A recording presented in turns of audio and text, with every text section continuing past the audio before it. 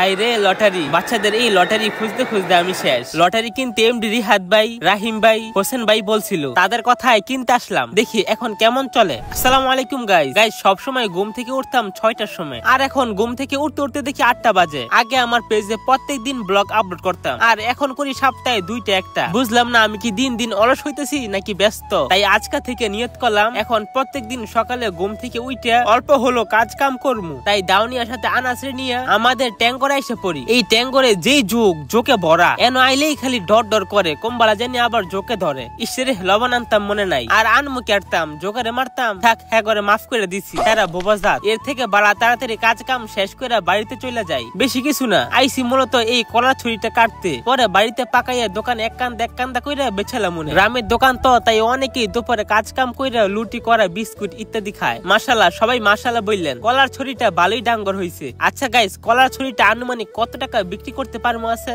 এই ধরন যে অনুমান করে কমেন্টে একটা দাম বললেন তো। উরি বাবা, এইটা কেরা, কার লগে দেখা হয়ে গেল এই সময় যাওয়ার পথে? হ্যাঁ এমন করতেছি কি রে, বাক্সামাত বাঘ আনাইলে জকমা চুমা দিয়ে ধরে রাখবো। কলার ছুরিটা নিয়ে রাস্তায় আইসা বালা করে চেক করতেছি যুগ বেজে কিনা আরো। উমামা এইটা কেরা, এলা তো আমার আসলে ডর ডর করতেছে, না জানি আরো কোন যুগ বেজে। আনাস তাড়াতাড়ি বাইতলো, বাজে পুরো শরীর বালা করে চেক করতে হইব। কিন্তু তার আগে দোকানে এসে আব্বারে কলার ছুরিটা দেখাইলাম, দেখে বলতেছে মাশাআল্লাহ ভালোই হইছে। দোকানে যারা বৈশা আছে তারা এই কলার ছুরিটা বাজারে কেমন দাম হইব এখন এইটা নিয়ে কথাবার্তা বলতেছে। বললেই তার হইব না, বাজার নিয়ে যাইলেই বোঝা যাইব। আর নিয়ে কেরমু দোকানেই বিক্রি করে ফেলমু। সবার কথার ফাঁকে একটা দুধ চা নিলাম, কারণ আমার ঠান্ডা জ্বরে গলা ভাঙে গেছে। এই লেগে আজকের ভিডিওর বয়সটা এরকম শুনতেছেন আপনারা, কিন্তু চা খেলে আবার আমার একটু ভালো লাগে। তাই চা খাওয়া শেষ করে কলার ছুরিটা রুমে রেখে গোসল মুসল কইরা দোকানে এসে দেখি একটা গাড়ি আইছে। আরে এটা কিসের গাড়ি? ডিমের গাড়ি। ডিম ব্যাপারে আমাদের দোকানে নিজে আইছে ডিম দিয়া যাইতে। যাক ভালোই হয়েছে, এখন আর বাজারে যাইতে হইব না ডিম কিনতে।